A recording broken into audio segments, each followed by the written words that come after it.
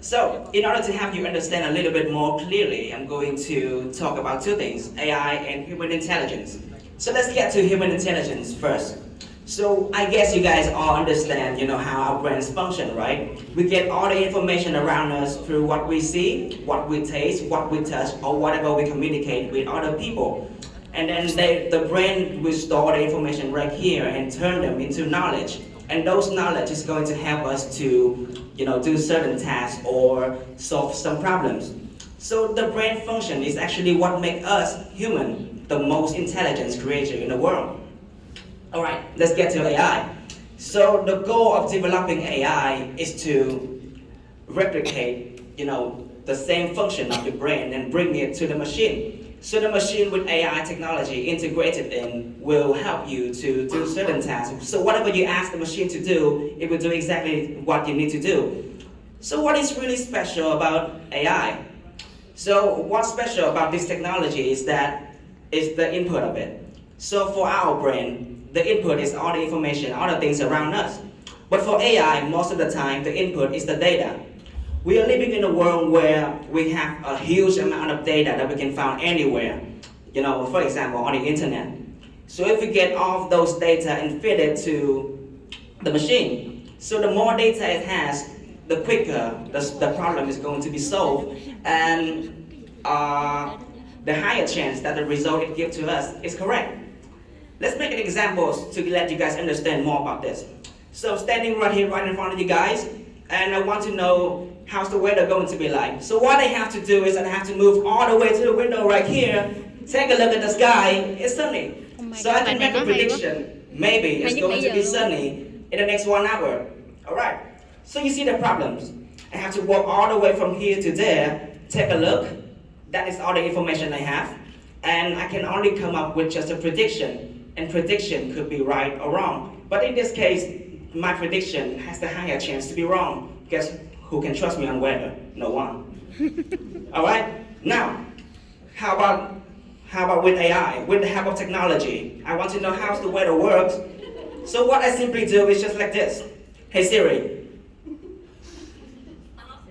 how's the weather going to be like in the next 1 hour? It's currently cloudy and 33 degrees. Expect mostly cloudy skies starting around 2 p.m. in the afternoon, likely continuing until 3 p.m. Temperatures will be fairly consistent, averaging about 33 degrees. Amazing, right? I literally have to do nothing but stand here and talk to my phone. Pretty weird, but I got the job done. Don't have to do anything, and my mobile phone just get access to huge data on the internet and take access to some reliable source, Google Weather or Apple Weather, get information and come back to me. Those sources more reliable than me, absolutely.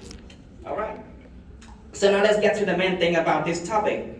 Is AI a threat to your life? All right. Here's if you get that phrase on Google search, you will get some of these things that you can easily find on the internet. So let's get to the first example of this. AI is going to be a job killer, which means AI can replace you as a worker. So, for example, this is the grocery store opened by Amazon in the US.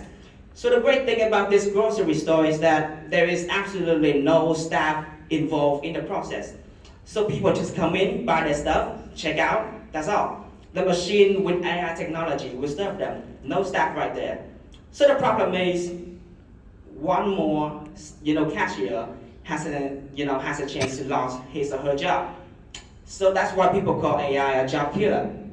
But let's look at this in a different perspective. Different perspective. So because of the development of AI, companies like Amazon is going to have new positions like AI developers, AI software writers, AI specialists. So it just created more opportunities for people to have new jobs. So, is it really a threat? Yeah, think about it. Let's get to the next example. Google and Facebook is taking your information and you are absolutely not happy about it.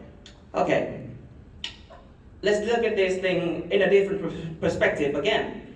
So, for example, I'm working for Acecook. We're selling instant noodles. So, with the help of technology, Facebook or artificial intelligence, I will have my advertisement, spread out to a lot of people, so more people see information of our products. So the higher chance that will make the buying decisions on our products. So the technology just benefit us. So again, is it a threat? Let's get to the conclusion right now. Is AI a threat to our normal life? It's a yes and a no at the same time, in my opinion. So it's a yes when you have no idea what the technology is, you cannot apply it to your life. And for the case of job, so if the world is developing a lot and you have no idea what, you don't update yourself, you don't go study more, so you're gonna end up, left out in the society. So the problem may be with you, not the technology itself. And it's a no when you know exactly what you're doing with the technology. You can apply in your real, in your work every day. So as the example, it served me really well. So I think it's a great thing. So it's going to depend on the perspective of different people in different circumstances. So that's the end of my presentation. Thank you for your attention.